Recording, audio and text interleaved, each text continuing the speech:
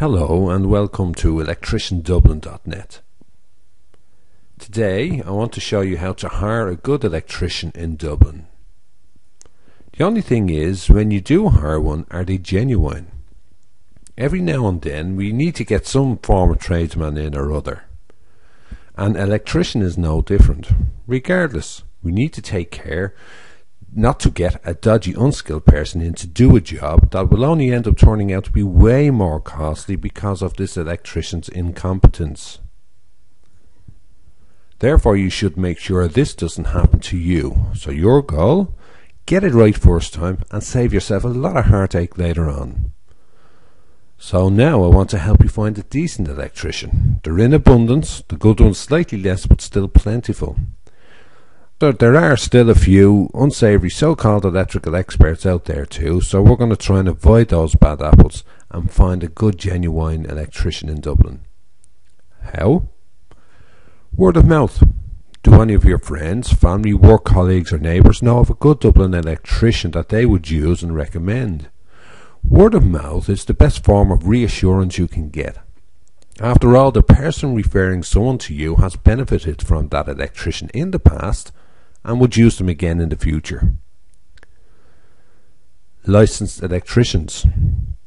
Your chosen electrician should be licensed to carry out electrical work in Dublin.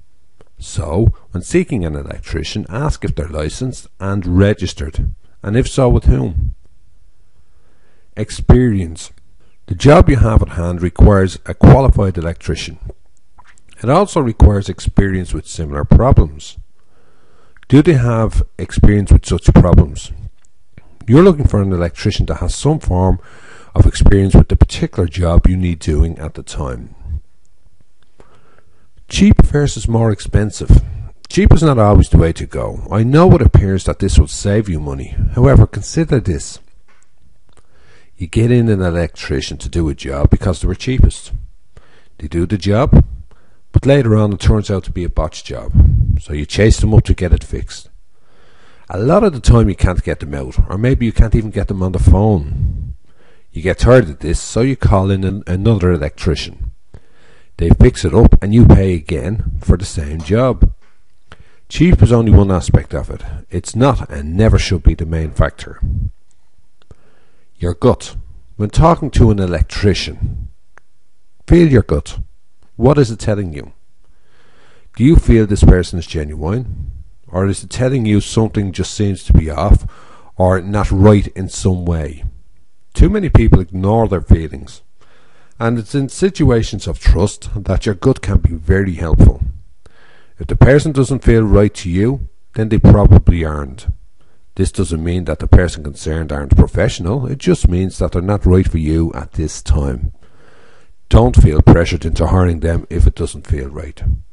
So let's summarise. Preferably go with word of mouth when hiring an electrician. They should be registered and licensed to work in the state for the purpose of carrying out electrical work. Make sure they have experience in the job to hand at the time. Don't always go with cheap, as you might regret it later on. And finally, go with your gut. It's way more reliable than you realise.